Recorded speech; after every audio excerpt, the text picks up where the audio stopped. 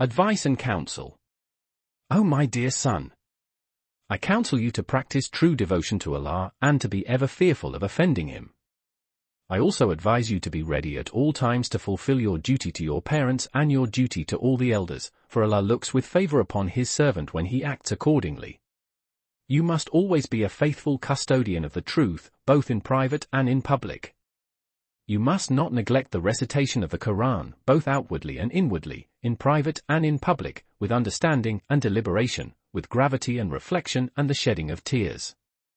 You must refer to the unambiguous wording of the Quran whenever a ruling is required, for the Quran is Allah's evidence against His creatures. You must not take a single step beyond the bounds of knowledge. You must study the science of Islamic law. Do not be one of those Sufis of the ignorant and vulgar type, and shun the people of the marketplaces, for they are the thieves of our religion and the highway robbers on the road of the Muslims. You must adhere to the beliefs of those who affirm the divine unity, and steer well clear of newly concocted doctrines, for every newly concocted doctrine is an heretical innovation and an error. You must not spend your time in the company of juveniles, women, heretics, rich people and the common folk, for this is a sure way to lose your religion. You should be content with very little of what this world has to offer. Spend most of your time in private places, and let yourself be moved to tears by your dread. Eat nothing but lawful food, for it is the key to all good things, and do not touch unlawful food, unless you want the fire of hell to touch you on the day of resurrection. You must also dress yourself in lawful attire. If you follow this advice, you will discover the sweetness of faith and worshipful service. Be aware of Allah, Almighty and glorious is He, and do not forget your station in the presence of Allah, exalted is He. Make it your frequent practice to perform the ritual prayer during the night, and to fast during the daytime.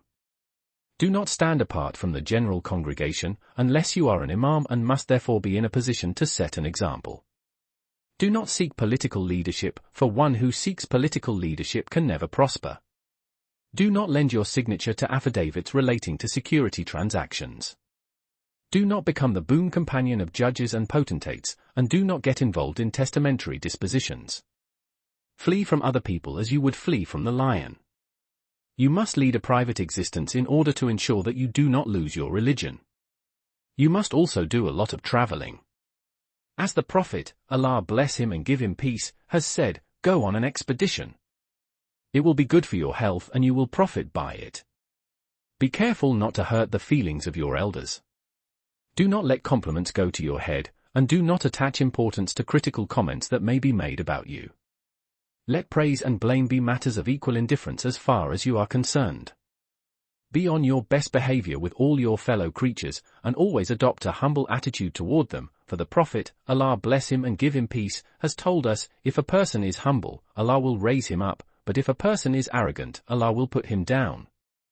It is important for you to cultivate good manners under all circumstances, regardless of whether you are dealing with righteous people or with immoral characters. You must accord favorable treatment to all your fellow creatures, be they young or old, little or great. You must never regard them with anything less than a sympathetic eye.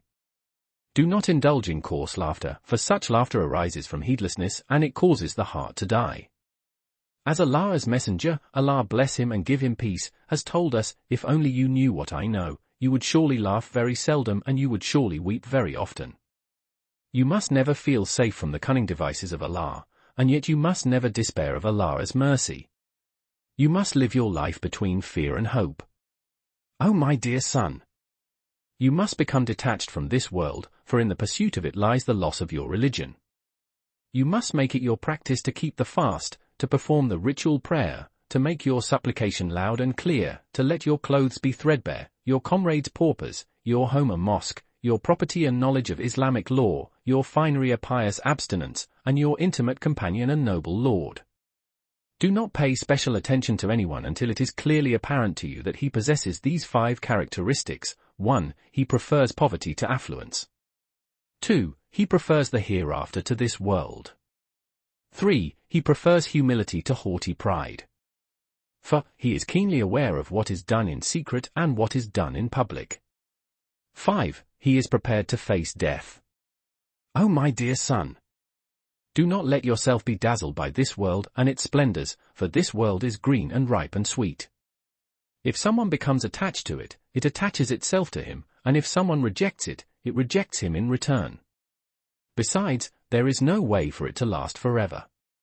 By night and by day, you must always be prepared for the trip that will take you out of it and into the hereafter. Oh my dear son!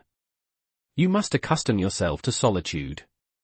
You must be lonely, separate, attentive to your heart because of the fear of Allah. You must acknowledge the generous favors of Allah, exalted is He. You must live your life in this world as if you were a stranger in exile, and then depart from it as you came into it, for you have no way of knowing what your tomorrow has in store for you at the resurrection.